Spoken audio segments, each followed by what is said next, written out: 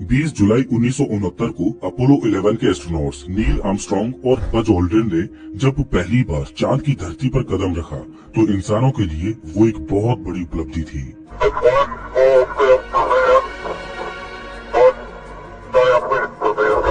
उस समय लोग नासा के इस मून मिशन को लेकर बड़े ही उतावले थे। नासा के वैज्ञानिकों ने इंसानों को चांद की धरती पर उतारा भी और उनको सही सलामत वापस धरती पर भी लाए। और इसके ठीक 4 महीनों के बाद नासा ने अपोलो 12 को लॉन्च किया और एक बार फिर से 2 एस्ट्रोनॉट्स को चांद की धरती पर उतारा। नासा का अपोलो प्रोग्राम जोरों शोरों से चल रहा था, लेकिन अब लोगों ने नासा के अपोलो प्रोग्राम में इंटरेस्ट लेना कम कर दिया था और सरकार को भी ये लगने लगा कि बार बार चांद पर जाने का कोई फायदा नहीं। नासा के अपोलो प्रोग्राम्स में बहुत खर्चा आ रहा था और उन्हीं दिनों में अमेरिका वियतनाम से जंग लड़ रहा था, तो अमेरिकन सरकार चाहती थी कि नासा को अपोलो प्रोग्राम्स के लिए मिलने वाले फंड को कट करके उसे वियतनाम वॉर में लगाया जाए। लेकिन इधर नासा चाहता था कि उसका अपोलो प्रोग्राम जारी रहे और नासा ने अपोलो 20 तक की प्लानिंग कर रखी थी और नासा अपोलो 13 की तैयारियों में जुटा हुआ था। अपोलो 13 का मेन उद्देश्य था कि चांद की धरती पर जाकर वहां पर वैज्ञानिक परीक्षण करना और चांद कब और कैसे बना था इसका पता लगाना, जिससे पृथ्वी के ओरिजिन का भी पता लगाया जा सके। हर मिशन की तरह इस मिशन में भी 3 एस्ट्रोनॉट्स जाने वाले थे। अपोलो 13 के कमांडर थे जिम लोवेल और फाइनली 11 अप्रैल 1970 को अपोलो 13 को लॉन्च किया जाता है। इस लॉन्च को देखने के लिए 2 लाख लोग आए थे। लेकिन अगर अपोलो 11 की बात करें तो उसके लॉन्च को देखने के लिए करीब 70 लाख लोगों की भीड़ इकट्ठी हुई थी। अब आप इससे अंदाजा लगा सकते हो कि अपोलो प्रोग्राम का क्रेज जनता में किस कदर कम हो गया था। बार बार चांद पर जाने से लोगों को लग रहा था कि ये भी चांद पर जाने की एक रूटीन फ्लाइट है। इसी वजह से किसी भी बड़े चैनल ने इस लॉन्च को टेलीकास्ट ही नहीं किया था। अपोलो 13 का ये लॉन्च सफल रहा और अब इन्हें 3 दिन लगेंगे चांद पर पहुंचने में। सब कुछ ठीक चल रहा था। लॉन्च के करीब 55 घंटों के बाद अपोलो 13 आधे से ज्यादा रास्ते को कवर कर चुका था। इस दौरान अपोलो 13 का क्रू धरती पर लाइव टेलीकास्ट करता है, जिसमें वो दिखाते हैं कि कैसे वो जीरो ग्रेविटी में रह रहे हैं, अपोलो स्पेसक्राफ्ट अंदर से कैसा है। लेकिन इस ब्रॉडकास्ट को भी किसी भी चैनल ने नहीं दिखाया। मिशन के दौरान अपोलो 13 का क्रू धरती पर मौजूद मिशन कंट्रोल के संपर्क में रहता है। नासा का मिशन कंट्रोल अमेरिका के ह्यूस्टन शहर में था।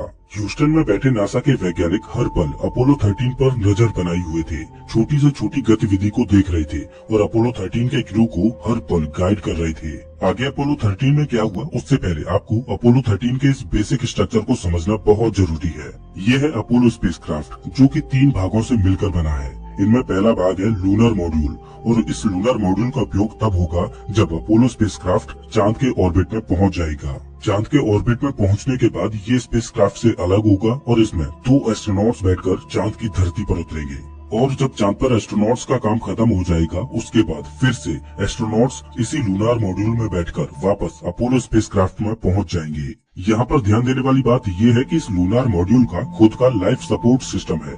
इसके द्वारा ये एस्ट्रोनॉट्स को चांद पर उतरने से लेकर वापस अपोलो यान में आने तक पावर और ऑक्सीजन इत्यादि की सप्लाई देता रहेगा। इस लूनार मॉड्यूल का बस इतना ही काम है। अगर देखा जाए तो लूनार मॉड्यूल को छोड़कर ये है मेन अपोलो स्पेसक्राफ्ट। ये 2 भागों से मिलकर बना है, जिसमें ये है कमांड मॉड्यूल। जो तीनों एस्ट्रोनॉट्स चांद पर जा रहे हैं वो इसी कमांड मॉड्यूल में बैठकर जा रहे हैं।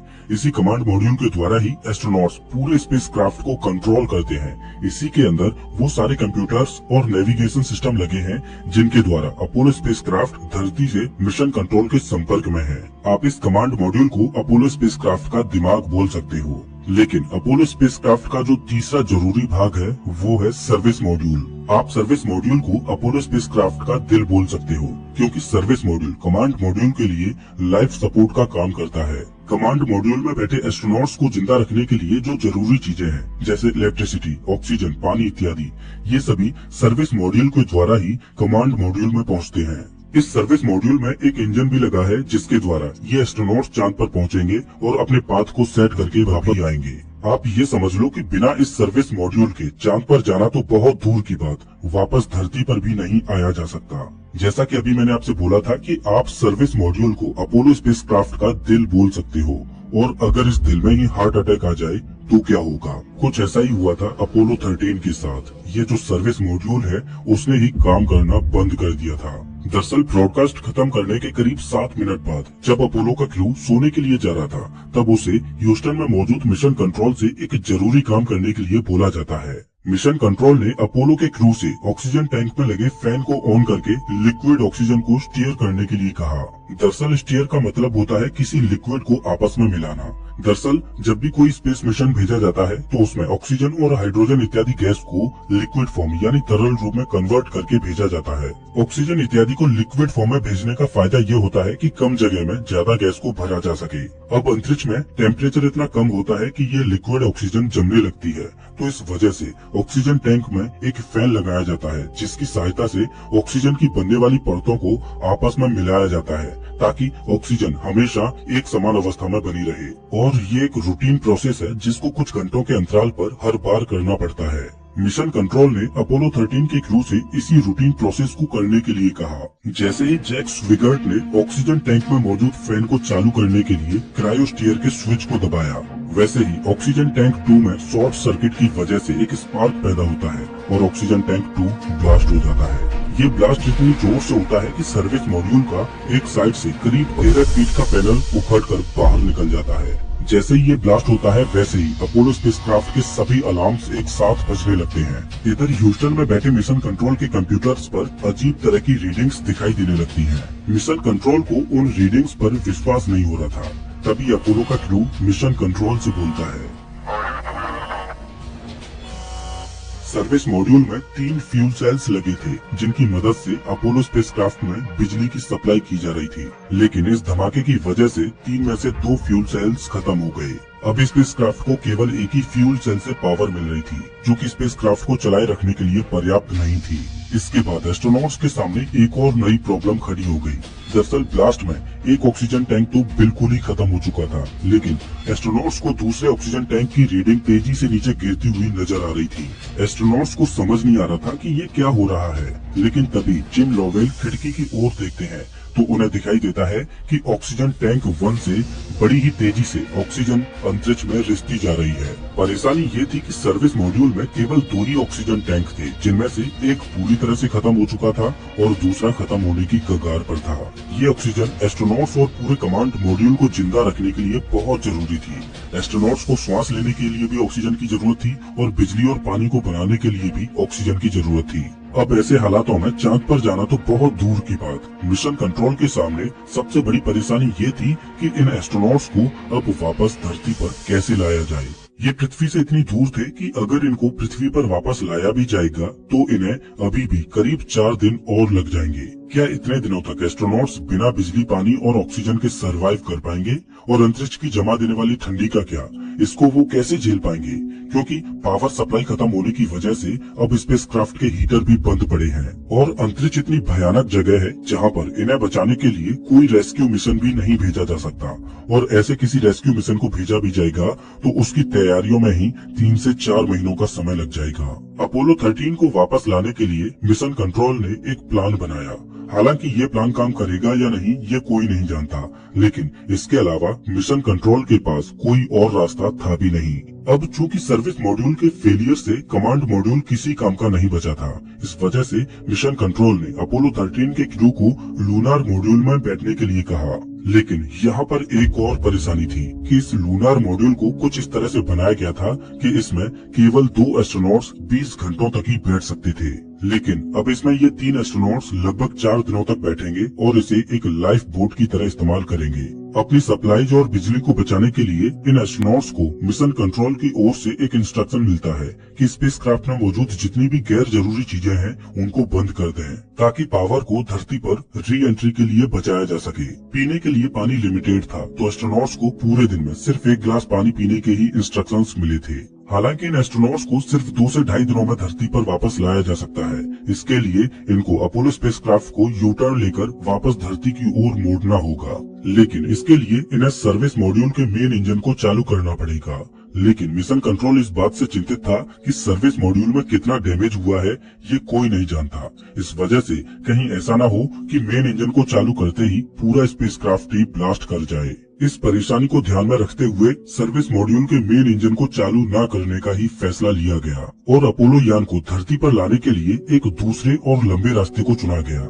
ये अपोलो यान चांद की धरती पर जाएगा और चांद के पीछे से उसकी परिक्रमा करते हुए चांद की ग्रेविटी की सहायता लेकर एक स्लिंग शॉट की तरह वापस धरती की ओर आएगा। क्योंकि जब सर्विस मॉड्यूल में धमाका हुआ था तो उसकी वजह से अपोलो स्पेसक्राफ्ट अपने पाथ से थोड़ा भटक जाता है। तो सबसे पहले तो अपोलो स्पेसक्राफ्ट को उस सही पाथ पर लाया जाए जिस पर चलकर वो चांद की परिक्रमा करके धरती की ओर आ सके। तो मिशन कंट्रोल के पास सिर्फ एक ही रास्ता था, क्यों ना लूनार मॉड्यूल के इंजन को चालू करके स्पेसक्राफ्ट के पाथ को फिक्स किया जाए। हालांकि लूनार मॉड्यूल के इंजन को इस काम के लिए बनाया ही नहीं गया था कि इसको बार बार चालू करके बंद किया जा सके, लेकिन इसके अलावा कोई और ऑप्शन था ही नहीं। पहली बार लूनार मॉड्यूल के इंजन को चालू किया जाता है और अपोलो स्पेसक्राफ्ट तय किए रास्ते पर चांद के पीछे पहुंच जाता है और लूनार मॉड्यूल के इंजन को बंद किया जाता है।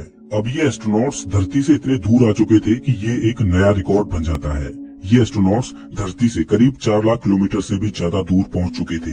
अभी तक अपोलो 13 मिशन में कोई भी रुचि नहीं ले रहा था, लेकिन अब अपोलो 13 एक सनसनी खबर बन जाता है। अपोलो स्पेसक्राफ्ट चांद की परिक्रमा करके जैसे ही पृथ्वी की ओर मुड़ता है, वैसे ही लूनार मॉड्यूल के इंजन को एक बार फिर से बर्न किया जाता है, जिससे स्पेसक्राफ्ट चांद की ग्रेविटी से बाहर निकलता है और तेजी से पृथ्वी की ओर आने लगता है। सौभाग्य से इस दूसरे बर्न को भी लूनार मॉड्यूल झेल जाता है। लेकिन परेशानी यही नहीं रुकने वाली थी, क्योंकि लूनार मॉड्यूल को केवल 2 लोगों के लिए ही डिजाइन किया गया था, लेकिन 3 लोगों के बैठने की वजह से केबिन के अंदर कार्बन डाइऑक्साइड की मात्रा बढ़ने लगी, जो कि एस्ट्रोनॉट्स की हर श्वास के साथ बढ़ती ही जा रही थी। दरअसल पृथ्वी पर हमारे द्वारा छोड़ी गई कार्बन डाइऑक्साइड गैस को पृथ्वी का एनवायरनमेंट बैलेंस कर देता है, लेकिन अपोलो स्पेसक्राफ्ट में इस कार्बन डाइऑक्साइड गैस को बैलेंस करने के लिए लिथियम हाइड्रोक्साइड के कैनिस्टर्स का उपयोग किया गया था और एक सिंपल से केमिकल रिएक्शन के द्वारा CO2 के लेवल को कंट्रोल में रखा जाता।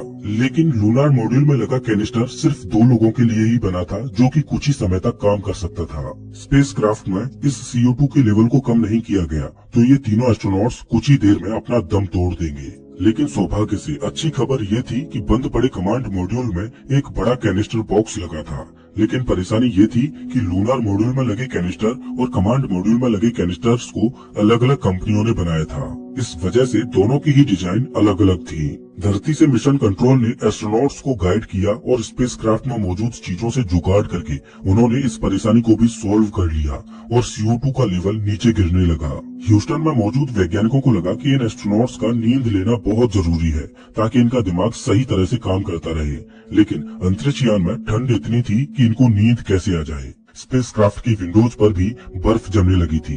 ठंड के मारे इन एस्ट्रोनॉट्स का बुरा हाल था।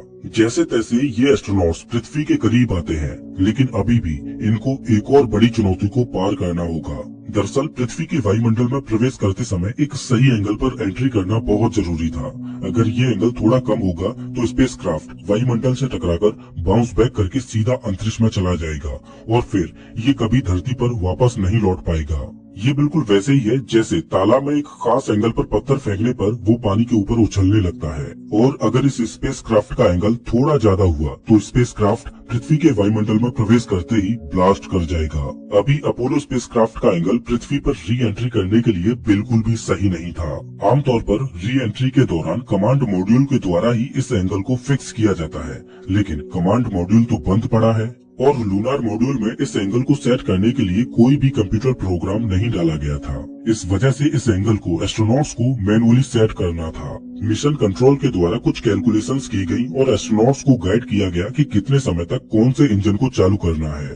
2 एस्ट्रोनॉट्स ने कंट्रोल्स को संभाला और एक एस्ट्रोनॉट की नजर घड़ी पर थी और तीसरी बार लूनार मॉड्यूल के इंजन को चालू किया जाता है। सौभाग्य से इस तीसरे बर्न को भी लूनार मॉड्यूल का इंजन झेल जाता है और एस्ट्रोनॉट्स ने री एंट्री के एंगल को भी फिक्स कर लिया। अब एस्ट्रोनॉट्स के लिए अग्नि परीक्षा की घड़ी आ चुकी थी।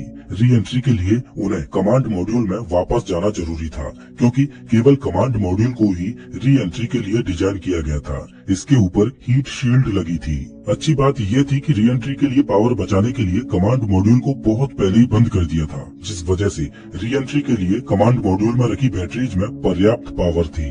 एस्ट्रोनॉट्स कमांड मॉड्यूल में आते हैं और उसे चालू करते हैं और सर्विस मॉड्यूल को कमांड मॉड्यूल से अलग कर देते हैं। जब सर्विस मॉड्यूल अलग हुआ तो एस्ट्रोनॉट्स ने देखा मॉड्यूल में कितना बड़ा डैमेज हुआ था। एस्ट्रोनॉट्स ने डैमेज हुए सर्विस मॉड्यूल की कुछ तस्वीरें भी ली। अब समय आ गया था लूनार मॉड्यूल को भी अलविदा कहने का, जिसने अभी तक एस्ट्रोनॉट्स की जान बचाई। आमतौर पर एस्ट्रोनॉट्स इस लूनार मॉड्यूल को चांद के ऑर्बिट में छोड़कर ही आ जाते हैं, लेकिन इस मिशन में इस लूनार मॉड्यूल ने एक अलग रोल निभाया। इस वजह से इसे पृथ्वी तक लाना पड़ा और कमांड मॉड्यूल से लूनार मॉड्यूल भी अलग हो जाता है। अब इस मिशन का आखिरी पड़ाव बचा था, जो कि सबसे खतरनाक था। इस कमांड मॉड्यूल को पैसिफिक ओशियन में लैंड करना है, जहां पर यूएस नेवी के जहाज इन एस्ट्रोनॉट्स का इंतजार कर रहे हैं। लेकिन ह्यूस्टन में बैठे वैज्ञानिकों को कुछ चिंताएं सता रही थी कि कहीं ऐसा तो नहीं कि उस धमाके की वजह से कमांड मॉड्यूल की हीट शील्ड डैमेज हो गई हो। अगर ऐसा होगा तो कमांड मॉड्यूल पृथ्वी के वायुमंडल में प्रवेश करते ही ब्लास्ट कर जाएगा। और दूसरी चिंता ये थी कि अंतरिक्ष की कड़कड़ाती ठंडी की वजह से कहीं कमांड मॉड्यूल के पैराशूट जम तो नहीं गए, और क्या पैराशूट समय पर खुलकर कमांड मॉड्यूल की रफ्तार को कम कर पाएंगे या नहीं। और वैज्ञानिकों की तीसरी चिंता ये थी कि जब ये एस्ट्रोनॉट्स पृथ्वी के वायुमंडल में प्रवेश करेंगे तो 2 से 3 मिनट के लिए उनसे संपर्क टूट जाएगा, तो उन्हें पता कैसे चलेगा कि एस्ट्रोनॉट्स के साथ क्या हुआ। फाइनली कमांड मॉड्यूल पृथ्वी के वायुमंडल में प्रवेश करता है और वायुमंडल अपना असर दिखाने लगता है। कमांड मॉड्यूल आग के एक गोले में तब्दील हो जाता है और अचानक ही कम्युनिकेशन ब्लैकआउट होता है। इन एस्ट्रोनॉट्स से मिशन कंट्रोल का संपर्क टूट जाता है। उम्मीद की जा रही थी कि अगले 3 मिनट बाद एस्ट्रोनॉट्स से फिर से संपर्क किया जा सकेगा, लेकिन 3 मिनट बाद एस्ट्रोनॉट्स की ओर से कोई जवाब नहीं आया। कुछ सेकेंड्स और गुजरते हैं, फिर भी कोई जवाब नहीं आया। ह्यूस्टन में मौजूद वैज्ञानिकों के साथ साथ धरती पर मौजूद सभी लोगों की श्वासें थमी हुई थी। 10 सेकेंड्स गुजरते हैं, 30 सेकेंड्स और गुजर जाते हैं और 1 मिनट भी गुजर जाता है, लेकिन कोई जवाब नहीं आता। चारों ओर सन्नाटा छाया हुआ है। आखिर इन एस्ट्रोनॉट्स के साथ क्या हुआ? क्या हीट शील्ड सही सलामत थी? क्या पैराशूट समय पर खुले होंगे? 1 मिनट 20 सेकेंड गुजर जाते हैं, लेकिन जवाब नहीं आता। फाइनली कम्युनिकेशन ब्लैकआउट के 4 मिनट 27 सेकेंड्स बाद एस्ट्रोनॉट्स से संपर्क होता है। ये तीनों एस्ट्रोनॉट्स सही सलामत धरती पर वापस आ चुके हैं। चारों ओर खुशी की लहर दौड़ जाती है। नासा का ये अपोलो 13 मिशन एक फेलियर होने के बाद भी इतिहास के पन्नों में अपनी जगह बना लेता है और इस मिशन को एक सक्सेसफुल फेलियर का दर्जा मिलता है। इस मिशन के बाद भी नासा के अपोलो प्रोग्राम जारी रहते हैं और अपोलो 17 वो आखिरी मिशन था जब नासा आखिरी बार चांद पर गया था। सच में अपोलो 13 की कहानी दिल को दहला देती है।